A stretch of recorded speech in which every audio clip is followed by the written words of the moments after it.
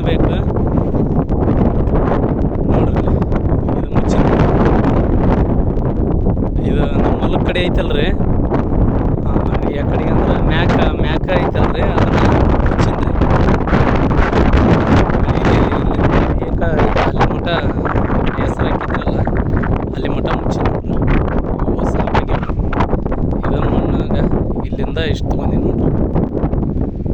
ಹಿಂಗೆ ತೊಗೊಂಡ್ರೆ ಬರುತ್ತೆ. ಇದು ಒಣಬರಿಗೆ ಐತಿ, ಹಂಗಾಗಿ ನಡೆದೈತ್ರಿ. ಮಾಸ್ಯಾಗ ಆಗಿದ್ರೆ ಹಾಕಿದ್ದಿಲ್ಲ.